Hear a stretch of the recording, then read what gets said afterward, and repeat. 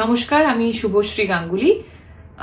যুব ভারতীতে মেসিকে নিয়ে যে মেসটা ঘটে গেল সেটা নিয়ে কিছু ক্লারিফিকেশন দেওয়ার জন্যই এই ভিডিওটা আমি করছি। গোট ইভেন্টে আমি একজন ইনভাইটি ছিলাম, মানে আমাকে ইনভিটেশন পাঠানো হয়েছিল।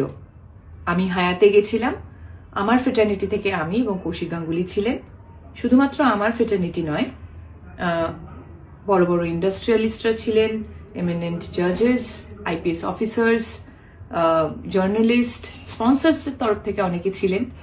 সেখানে অ্যাক্টিভিটিটা এটাই ছিল, উনি আসবেন, আমাদের সবার সাথে মিট করবেন এবং ছবি তুলবেন। আমি 8:30 নাগাদ হায়াতে পৌঁছই। 10:15 নাগাদ ওনার সাথে আমার মিট হয়, আমি ছবি তুলি এবং যখন আমি বেরিয়ে আসছি তখন পিআর টিম থেকে আমাকে রিকোয়েস্ট করা হয়, ওদের পিআর টিম থেকে আমাকে রিকোয়েস্ট করা হয় যদি আমি যুব ভারতীতে যাই তাহলে ওনাদের জন্য খুব সুবিধে হয়, কারণ ওখানেও নানান রকম ব্যবস্থাপনা ছিল মেসিকে ঘিরে, যেখানে আমি থাকলে ওনাদের সুবিধে হয়। আমি ছাড়াও Sourav Ganguly, SRK, honourable chief minister. হ্যাঁ, আর একটা কথা বলে দিই, যেহেতু এই প্রশ্নটা উঠছে যে আমাদের ইন্ডাস্ট্রি থেকে আমাকেই কেন ডাকা হয়েছে, এটার উত্তর ওদের পিআর টিম বেশি ভালো দিতে পারবে যে আমাকে কেন ইনভাইট করা হয়েছিল। আমি রাজি হওয়ার পর হায়াত থেকে বেরিয়ে যুব ভারতীতে যাই এবং আমাদের জন্য একটা নির্দিষ্ট টেন্ট করা হয়েছিল, সেখানে অনেকেই আমরা বসেছিলাম, ওনার জন্য অপেক্ষা করছিলাম, অনুষ্ঠান শুরু হওয়ার অপেক্ষা করছিলাম। ইন বিটুইন আমার পিআর টিম থেকে ইনস্টাগ্রামে ফটোগুলো পোস্ট করা হয়। আমরা রিয়েলাইজ করিনি ঠিক সেই সময় ছবি পোস্ট হয়নি, তার কারণ ওখানে জ্যামার লাগানো ছিল। আপনারা যারা যারা ওখানে ছিলেন তারা নিশ্চয়ই জানেন, আপনাদেরও ফোনের নেটওয়ার্ক কাজ করছিল না।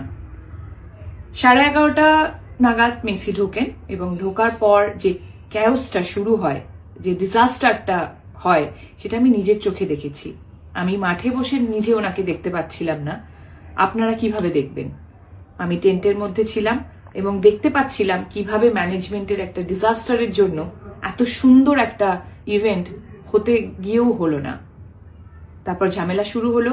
আমার একটা শুটিংয়ে যাওয়ার ছিল, অলরেডি আমি লেট হয়ে গেছিলাম। আমি ওখান থেকে বেরিয়ে আসি এবং বেরোনোর সময় যেহেতু আমার শুটিংয়ে দেরি হয়ে যায়, তাই আমার ওখানে কমিউনিকেশন করার প্রয়োজন ছিল। আমি ওখানে কিছুটা সময় ফোনে ব্যস্ত ছিলাম। তারপরে এই যে এত সুন্দর একটা ইভেন্ট হলো না, একটা অদ্ভুত জিনিসে পরিণত হলো, সেটা নিয়ে অনেকের সাথে আমি ডিসকাস করছিলাম। তাই আমি ইনস্টাগ্রাম খুলে দেখতে পারিনি যে আমার ছবিটা তখন পোস্ট হয়নি। আমি বানতলায় পৌঁছই, আমার শুটিংয়ে দেরি হওয়ার কারণে আমি ইমিডিয়েটলি মেকআপ ভ্যানে চলে যাই মেকআপ করতে। মেকআপ করার পর আমি শর্ট দিতে চলে যাই।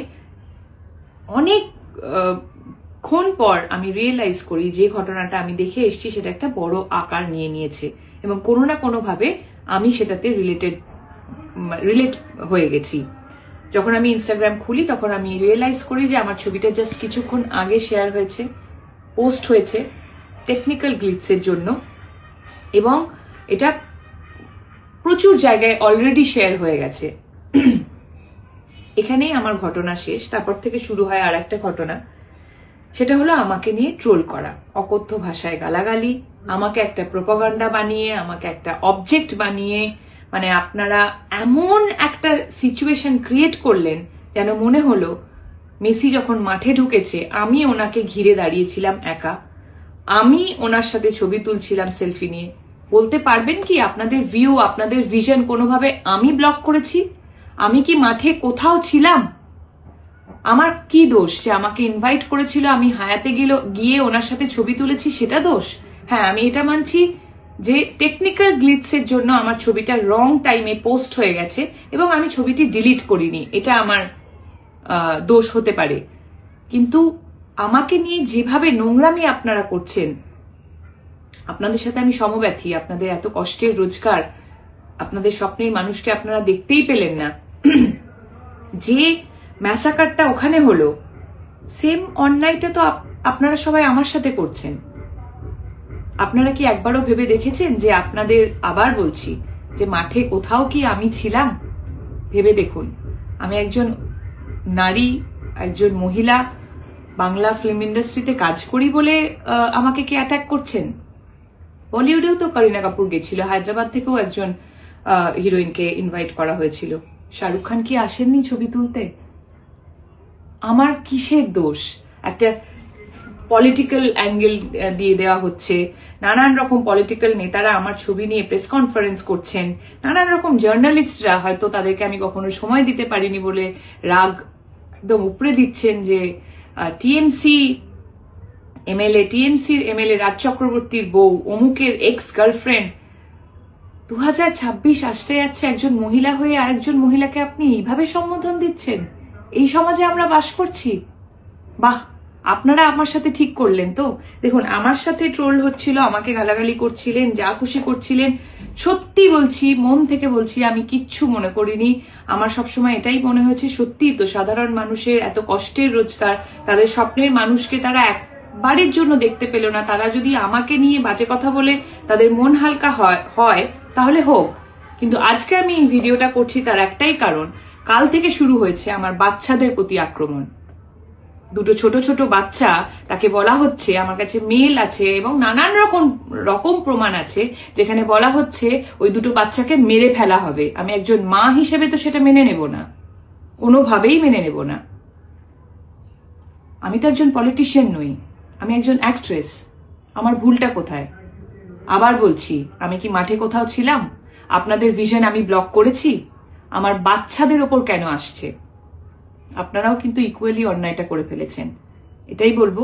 এই ভিডিওটার পরেও নিশ্চয়ই আপনারা অনেকে অনেক কিছুই বলবেন, বলুন, অসুবিধে নেই, কিন্তু নিজেদের মানবিকতাটা হারিয়ে ফেলবেন না।